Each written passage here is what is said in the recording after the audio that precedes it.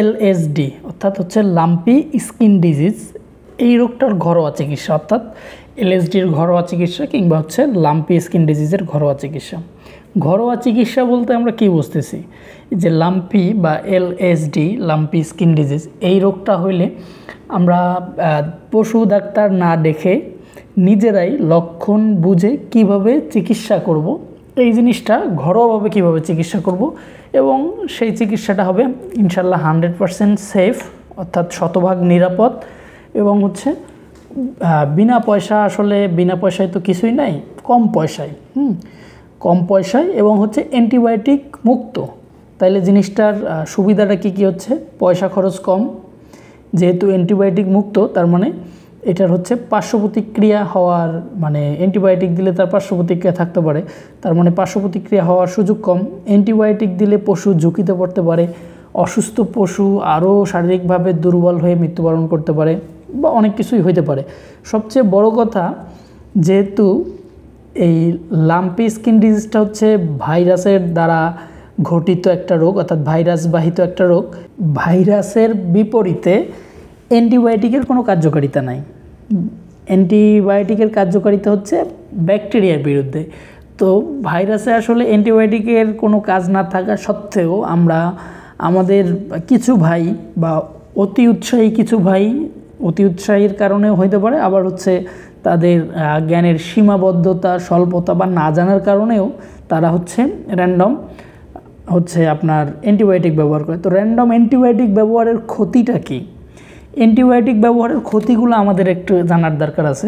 Antibiotic বেশি ব্যবহার করলে বা যেখানে অ্যান্টিবায়োটিক দরকার নাই এটা ব্যবহার করলে, বা অ্যান্টিবায়োটিকের আপনার হচ্ছে সবাই তো অ্যান্টিবায়োটিক সাজেস্টও করতে পারে না, আমাদের দেশের আইনে একজন ডিবিএম ছাড়া কিন্তু অ্যান্টিবায়োটিক সাজেস্ট করতে পারে না। তার মানে এই নিয়ম বহির্ভূতভাবে অ্যান্টিবায়োটিকের যেখানে সেখানে, মানে যেখানে দরকার নাই, যেখানে সেখানে বলতে আমি বোঝাতে চাচ্ছি যেখানে অ্যান্টিবায়োটিক প্রয়োজন না, অপ্রয়োজনীয় অ্যান্টিবায়োটিকের ব্যবহার, এটা কিন্তু আপনার পশুপালনের খরচ বৃদ্ধি করতেছে, পশুর শরীরে অ্যান্টিবায়োটিকের রেজিস্ট্যান্স তৈরি করতে পারে।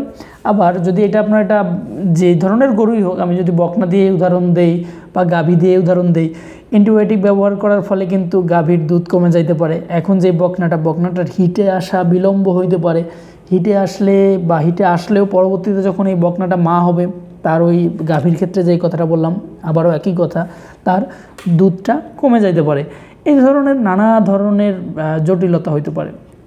তো আমাদের হচ্ছে খেয়াল রাখা দরকার, যখন লক্ষণ প্রকাশ পাচ্ছে তখন মানে শুরুর দিক থেকেই আমাদের এর চিকিৎসা শুরু করতে হবে, যত্নটা একটু বেশি করতে হবে। তো আপনি যত্ন করলেই মানে রত্ন পাবেন আর কি, এরকম বিষয়টা। তো আপনি যখন বুঝতে পারতেছেন এটার এলএসডির কী হয়, জ্বর থাকে, আবার শরীরে প্রথমে গোটার মতো ফুলে ফুলে বের হয়, হ্যাঁ, গরু খাইতে চায় না, শরীরে যেহেতু ব্যথা থাকে। তো এই ধরনের সমস্যাগুলো থাকে, দেখলেই বোঝা যায়, কিছুদিন পরে ঘাগুলা ফেটে যায়।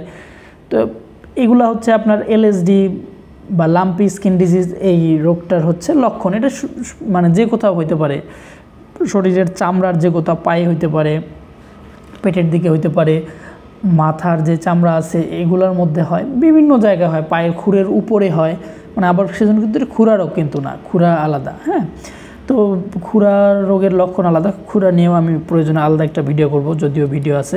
তো এই যে লক্ষণগুলো আপনি যখন প্রকাশ পাবে, লক্ষণ প্রকাশ পেলেই আপনার প্রথম কাজ হচ্ছে যেটা বলছি, যে কোনো প্রকার অ্যান্টিবায়োটিক ব্যবহার করা যাবে না এবং ব্যথানাশক ইঞ্জেকশনও দেবেন না।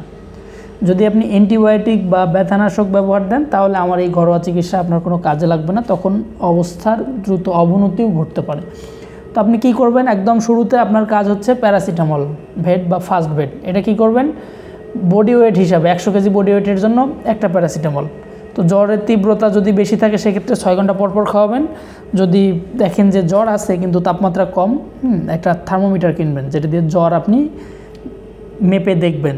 জ্বর কীভাবে মাপতে হয় যদি আপনি মাপতে না পারেন, কারো কাছ থেকে শিখে নেন, আশেপাশের কেউ, উনি যদি না পারে ইউটিউবে ভিডিও আছে দেখে নেন, এটা আমারই কোনো রকেট সায়েন্স না। তো আপনি জ্বর মাপা থেকে চিকিৎসাটা শুরু করলেন, জ্বর মেপে দেখলেন যে জ্বরের তীব্রতাটা কেমন। যদি জ্বরের তীব্রতাটা বেশি তাহলে 6 ঘন্টা পর পর ফার্স্ট ভেট বা প্যারাসিটামল ভেট চলবে। আর যদি আপনার জ্বরের তীব্রতাটা স্বাভাবিক, মানে তাপমাত্রা মাপলেই তো বুঝবেন, সেটা যদি দেখেন যে টেম্পারেচার অত বেশি হাই না, খুব বেশি উচ্চ তাপমাত্রা না, তখন আপনি 8 ঘন্টা পর পর প্যারাসিটামল খাওয়াবেন। সেটা হচ্ছে বডি ওয়েট হিসেবে। প্যারাসিটামল খাওয়ানোর নিয়ম হচ্ছে 100 কেজি বডি ওয়েটের জন্য একটা প্যারাসিটামল, বুঝতে পারছেন? তো প্রতি 100 কেজি, গরুর ওজন যদি 200 কেজি হয় 2টা প্যারাসিটামল 8 ঘন্টা পর পর, যদি গরুর ওজন 300 কেজি হয় তাহলে 8 ঘন্টা পর পর 3টা প্যারাসিটামল, এইভাবে কন্টিনিউ চলতে থাকবে। এটা হচ্ছে প্রথম জিনিস। এরপরে আপনি করবেন কি, আপনি হচ্ছে জিঙ্ক খাওয়াবেন, জিঙ্ক সিরাপ যেটা। এই জিঙ্ক সিরাপ, আপনি কি জিঙ্ক সিরাপ খাওয়াবেন এটা একটা প্রশ্ন হতে পারে। ভাই আপনার পকেটের টাকা, আপনার যদি পশুপালন এর আগে করে থাকেন, জিঙ্ক খাওয়াই থাকেন, তাহলে আপনি মোটামুটি একটা আইডিয়া হয়েছে কোনটা ভালো। মোটামুটি একটা জিঙ্ক সিরাপ নিয়ে আসলেন। জিঙ্ক সিরাপ আপনি কতটুকু খাওয়াবেন? জিঙ্ক সিরাপ 2 বার করে খাওয়াইতে পারেন দিনে, 25 বা 30 ml করে। 30 ml করে সকালে, 30 ml বিকালে 30 ml। যদি বড়, এটা 200 কেজি পর্যন্ত, যদি ওজন যদি 200 কেজি হয় তাহলে 30-30-60 ml খাওয়াইলেন সকাল বিকাল মিলায়। যদি গরু আরও বড় হয় 40-40-100 ml খাওয়াইতে, 40-40-80 ml, দুঃখিত মাফ করবেন, 40 সকালে 40 ml, বিকালে 40 ml, 80 ml খাওয়াইতে পারেন, কোনো সমস্যা নেই ইনশাল্লাহ। তাহলে কি কি গেল?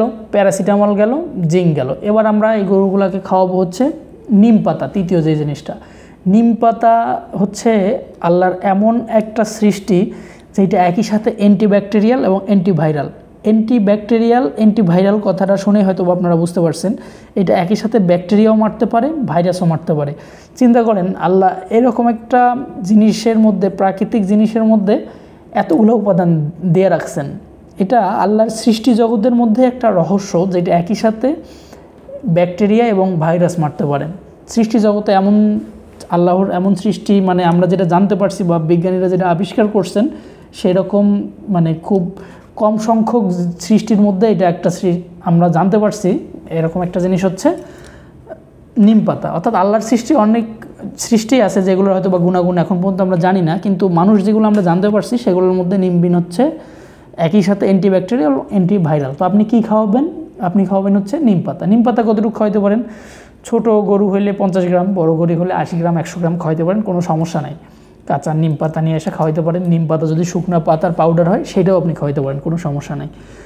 এরপরে আপনি যেটা খাওয়াবেন সেটা হচ্ছে খাবার সোডা। খাবার সোডা কি? Sodium bicarbonate. যারা সায়েন্সের স্টুডেন্ট সোডিয়াম বাইকার্বনেট নামে চিনতে পারেন, অথবা খাই সোডা, খাবার সোডা। এক এক জায়গায়, এক এক এলাকায়, দেশের এক একভাবে, বা বেকিং সোডা যেটা, খাবার সোডা একই জিনিস। হ্যাঁ, এই খাবার সোডাটা খাওয়াবেন 30 থেকে 50 গ্রাম। ছোটো গরু হলে 30 গ্রাম, বড় গরু হলে 50 গ্রাম। ইনশাল্লাহ এটাতেই ভালো হয়ে যাবে। তো খাবার সোডাটা কী করে যদি একটু বলে নেই। খাবার সোডার অনেক গুণাগুণ আছে। এটা রুমেন ফাংশনকে ডেভেলপ করে, হজমটা ঠিক রাখে। তারপরে হচ্ছে এটা হচ্ছে এটার একটা রিল্যাক্সিং, সুদিং, অর্থাৎ প্রশান্তিদায়ক, এই টাইপের অনেকগুলা বৈশিষ্ট্য আছে। এই কাজগুলা খাবার সোডা করতে পারে। তাইলে আপনি যদি এই চিকিৎসাটা করতে থাকেন, মোটামুটি ইনশাল্লাহ আপনার গরু খুব সহজেই সুস্থ হবে ইনশাল্লাহ। এটার পরীক্ষিত, প্রমাণিত আমার ইনশাল্লাহ তো ভবিষ্যতে বলতে হয়। আলহামদুলিল্লাহ আমার নিজের গরুরও এই চিকিৎসাতে ভালো হয়েছে, এবং সারা দেশে এরকম অনেক জায়গায় ভালো হয়েছে অনেকের। তবে সতর্কতা হচ্ছে, ব্যথানাশক বা অ্যান্টিবায়োটিক ইনজেকশন দেওয়া যাবে না। দিলে কিন্তু এটা কাজ করবে না, তো কাজ করবে না, অবস্থার অবনতিও হইতে পারে। আপনার অ্যান্টিবায়োটিক দেওয়ার নিয়ম হচ্ছে, একজন ডিবিএম দেখে পরীক্ষা করে যদি দেখে যে সেকেন্ডারি ইনফেকশন হয়েছে, তখন তিনি দিতে পারেন। তো এই বিষয়গুলো আশা করি খেয়াল রাখবেন। এগুলা খেয়াল রাখলে খুব সহজেই আপনারা ঘরোয়া চিকিৎসার মাধ্যমে আপনাদের গরুগুলাকে, পশুগুলাকে সুস্থ করতে পারবেন ইনশাল্লাহ। তো আজকে এই পর্যন্ত। আমার ভিডিওটা যদি ভালো লেগে থাকে সেক্ষেত্রে আমার চ্যানেলটা সাবস্ক্রাইব করে দিয়ে বেল বাটন টিপে দিতে পারেন, এবং আমার ভিডিওটা আপনার বন্ধুদের সাথে শেয়ার করতে পারেন, যাতে তারাও ঘরোয়া চিকিৎসার মাধ্যমে কীভাবে এলএসডি বা লাম্পি স্কিন ডিজিজের চিকিৎসা করতে হয় তারাও সেই বিষয়টা জানতে পারে। আল্লাহ হাফিজ।